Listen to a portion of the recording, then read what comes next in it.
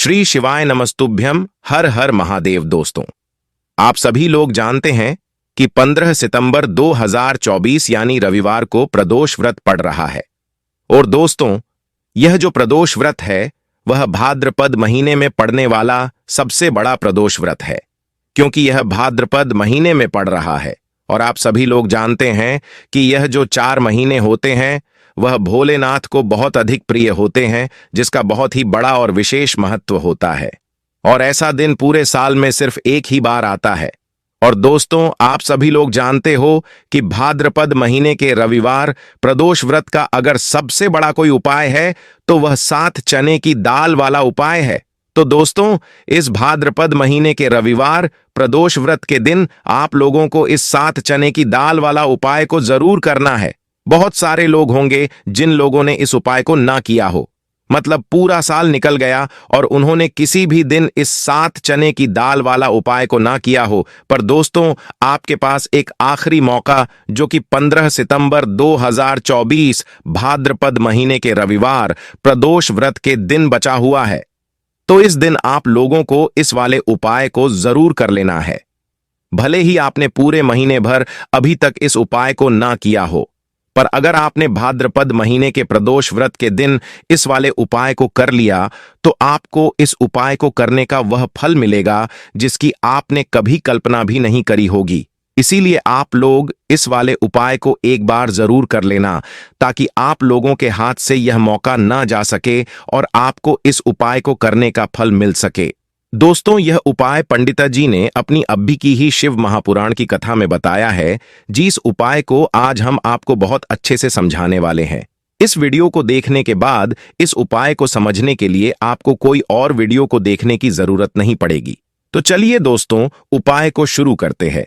देखिए दोस्तों, यह उपाय भाद्रपद महीने के रविवार प्रदोष व्रत के दिन इतना खास होता है, इतना महत्वपूर्ण होता है। देखा गया है कभी कभी बड़े बड़े पूजा पाठ अनुष्ठान से जो मनोकामना पूर्ण नहीं होती, वह भाद्रपद महीने के दिन एक छोटे से उपाय करने से ही आपकी मनोकामना पूर्ण हो जाती है।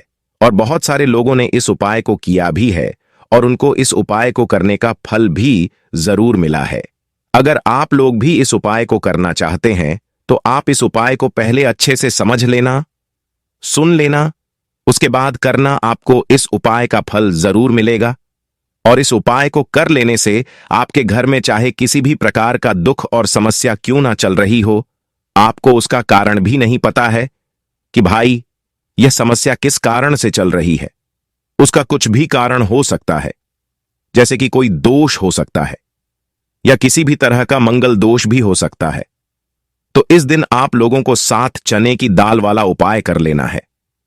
यह एक ऐसा उपाय है जिसे अगर किसी विशेष दिन पर किया जाए तो उस विशेष दिन का फल तो हमें मिलता ही मिलता है।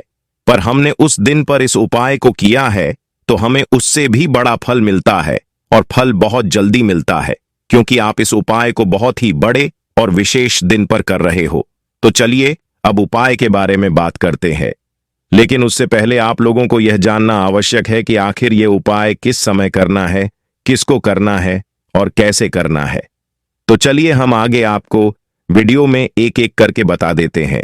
लेकिन उससे पहले अगर आप लोग हमारे चैनल पर नए हैं तो हमारे चैनल को सब्सक्राइब कर लेना और इस वीडियो को लाइक करके कमेंट बॉक्स में श्री शिवाय नमस्तुभ्यम हर हर महादेव जरूर टाइप कर देना।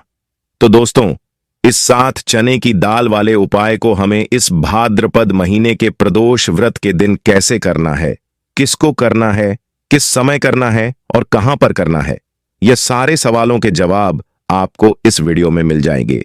और जो यह वीडियो देखेगा उसको 7 चने की दाल वाले उपाय जरूर करना चाहिए, क्योंकि इस दिन 7 चने की दाल का भी बहुत ही बड़ा और विशेष महत्व होता है। और जब बात आ जाए 7 चने की दाल की, तो यह सोने पे सुहागा वाली बात हो जाती है। और इस भाद्रपद महीने के प्रदोष व्रत का यह एक बहुत ही बड़ा उपाय हो जाता है।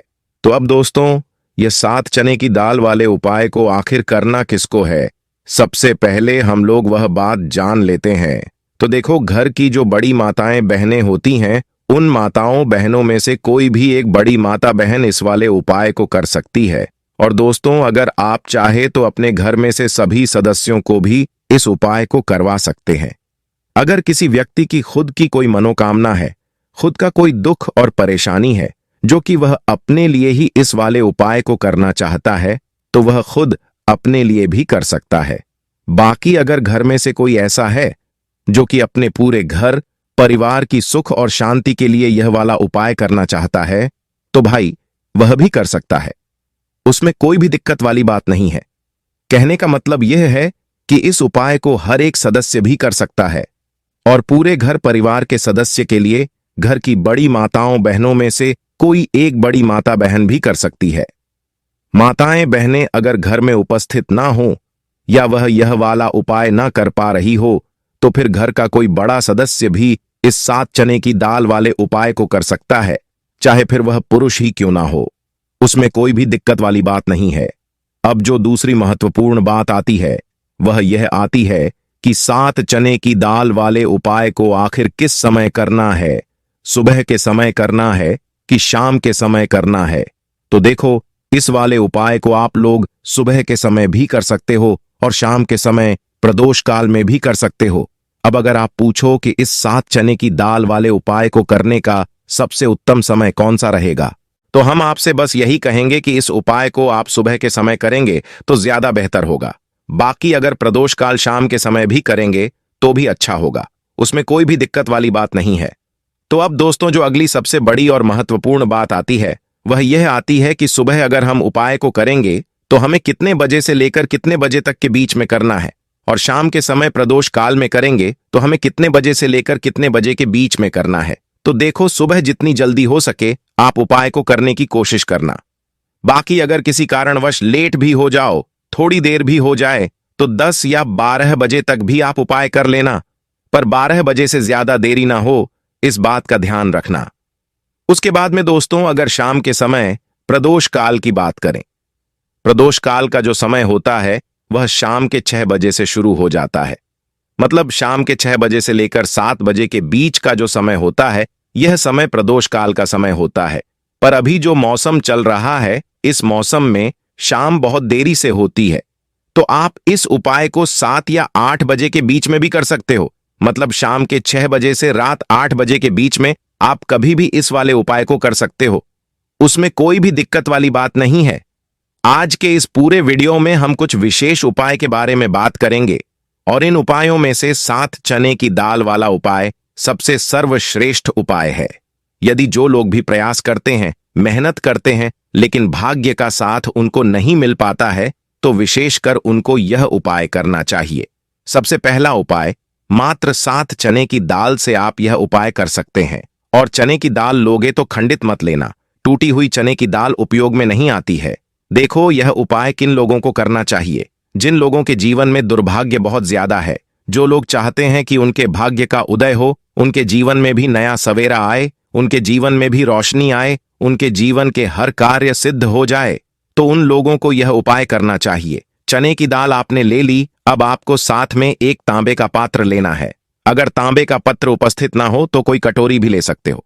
तो अब कटोरी ले लो, जिसके अंदर 2 चम्मच कच्चा दूध और शुद्ध जल मिलाना। तो मात्र 3 सामग्री लेकर के आज के दिन, यानी कि भाद्रपद महीने के रविवार प्रदोष व्रत के दिन, आपको भगवान शिव जी के मंदिर में जाना है। देखो, रविवार प्रदोष व्रत के दिन पड़ता है तो बहुत शुभ होता है। तब हम चने की दाल का उपाय करते हैं, क्योंकि चने की दाल का जो रंग होता है वह स्वर्ण होता है, और स्वर्ण रंग जो होता है वह एक तेज का प्रतीक माना जाता है, और तेज हमारे जीवन में आता है तो हमारे कार्य सिद्ध होते जाते हैं। अगर जीवन में उदासी होगी तो कोई भी और कितना भी कार्य कर ले, आपका कुछ भी नहीं हो सकता। लेकिन अगर जीवन में तेज होगा, जीवन में ऊर्जा होगी, तो वह कार्य अपने आप ही परिपूर्ण होते जाएगा, अपने आप ही सिद्ध होते जाएगा। प्रदोष व्रत रविवार के दिन पड़ता है, तब हम चने की दाल का उपयोग करते हैं। देखो, आप क्या करोगे? देखिए, सबसे पहले आपको एक चने की दाल कच्चे दूध वाले पात्र में आपको डाल देनी है। अब यह कच्चा दूध जिसके अंदर आपने चने की दाल डाली हुई है, यह आपको भगवान शिवजी के शिवलिंग पर श्री शिवाय नमस्तुभ्यं का जाप करते हुए आपके जीवन में दुर्भाग्य दूर हो और सौभाग्य की प्राप्ति हो, ऐसी कामना करते हुए आपको पूरा कच्चा दूध अर्पित कर देना है। कच्चे दूध वाले पात्र में अगर चने की दाल रह जाती है तो वह हाथ से निकाल करके भगवान शिव जी के शिवलिंग पर आप अर्पित कर सकते हैं। अब आपने जो भगवान शिव जी के शिवलिंग पर चने की दाल अर्पित करी है, उस चने की दाल पर देखो, उस चने की दाल पर आपको आपका सीधा हाथ रखना है और आपकी जो भी विशेष मनोकामना है उसकी कामना करनी है। लेकिन आपको प्रार्थना करनी है कि जीवन के दुर्भाग्य दूर हो और जीवन में जो भी आपकी इच्छा है वह आपको बोल देनी है। यह कामना करने के बाद हाथ हटाना है और उस तांबे के पात्र के अंदर जो जल है वह जल भगवान शिव जी के शिवलिंग पर आपको श्री शिवाय नमस्तुभ्यं का जाप करते हुए अर्पित कर देना है। तो यह हो गया पहला उपाय।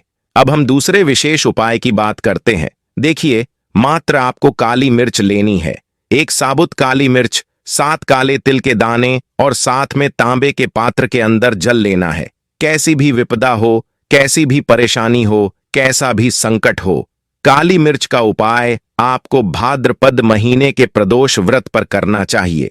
यह तीनों सामग्री लेकर के भगवान शिव जी के मंदिर में जाना है, सीधा हाथ रखना है, सीधे हाथ के ऊपर काली मिर्ची रखना और इसी सीधे हाथ पर आपको काले तिल रखने हैं। अब आपको क्या करना है?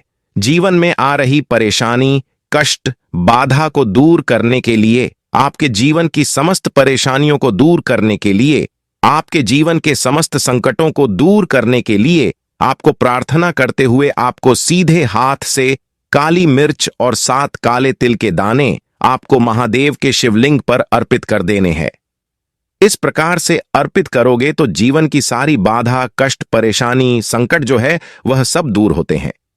यह अर्पित कर देने के बाद जो तांबे के पात्र के अंदर जल है, वह जल भगवान शिव जी के शिवलिंग पर श्री शिवाय नमस्तुभ्यं का जाप करते हुए जीवन के कष्ट, बाधा, जो भी कष्ट आ रहा हो, कोई काम आपका अटक रहा हो, कोई काम आपका रुका हुआ हो, तो वह काम परिपूर्ण हो जाए, ऐसी कामना करते हुए आपको यह जल अर्पित करना है।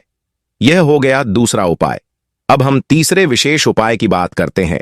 यह भी मनोकामना पूर्ति का विशेष उपाय है, माता सुंदरी वाला विशेष उपाय है।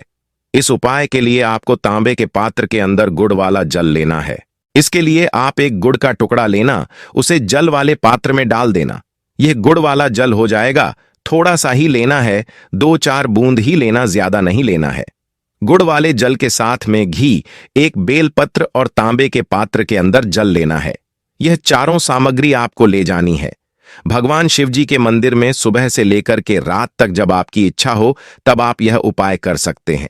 देखो, कैसी भी मनोकामना हो, माता अशोक सुंदरी की कृपा से वह मनोकामना आपकी परिपूर्ण हो जाएगी। जो बेलपत्र लेकर आए हो, बेलपत्र में 3 पत्ती होती है, तो जो ऊपर वाली पत्ती होती है उस पर आपको घी लगाना है। अब ऊपर वाली पत्ती में घी कैसे लगाओगे? आपके सीधे हाथ की सीधी उंगली के पास वाली जो उंगली है, जिसे हम तर्जनी उंगली कहते हैं, तर्जनी उंगली में घी लेना है और बेलपत्र की ऊपर वाली पट्टी पर आपको घी लगा लेना है। अब जो गुड़ वाला जल लेकर आए हो वह गुड़ वाला जल भी ले सकते हो या लाल चंदन भी ले सकते हो, जो आपके पास उपस्थित हो वह आप ले सकते हो। लेकिन लाल चंदन लेते हो तो सर्वोत्तम होता है। लाल चंदन लोगे तो आपकी तर्जनी उंगली से ही आपको नीचे की दोनों पट्टियों पर चिकनी वाली साइड पर ही लाल चंदन लगा लेना है या गुड़ वाला जल आपको लगा लेना है। अब यह जो बेलपत्र है इसे उठाना और माता अशोक सुंदरी का स्थान होता है वहां पर इसे अर्पित कर देना है। आपकी जो भी मनोकामना है वह बोल देनी है। माता अशोक सुंदरी वाले स्थान पर बेलपत्र कैसे अर्पित करना है? डंडी का हिस्सा महादेव की तरफ होना चाहिए। इस उपाय में यही विशेषता है। देखो, डंडी का हिस्सा शिवजी तरफ होना चाहिए और पत्ती का हिस्सा जलाधारी की तरफ होना चाहिए। इस प्रकार से आपको बेलपत्र अर्पित करना है और जो अंत में तांबे के पात्र के अंदर जल है उसमें से थोड़ा सा जल बेलपत्र अर्पित करना, माता अशोक सुंदरी के स्थान पर थोड़ा सा जल अर्पित करना और बाकी का शेष जल भगवान शिव के शिवलिंग पर अर्पित करना है। जो भी विशेष मनोकामना है वह इस भाद्रपद महीने के प्रदोष व्रत पर आपको महादेव से कह देनी है। निश्चित तौर पर आपकी मनोकामना परिपूर्ण होगी। तो दोस्तों, यह थे पूज्य पंडित जी द्वारा बताए गए कुछ बहुत ही खास उपाय। अगर आपको जानकारी अच्छी लगी हो तो वीडियो को लाइक और चैनल को सब्सक्राइब कीजिएगा। मिलते हैं फिर एक नए वीडियो के साथ। हर हर महादेव। ओम नमः शिवाय।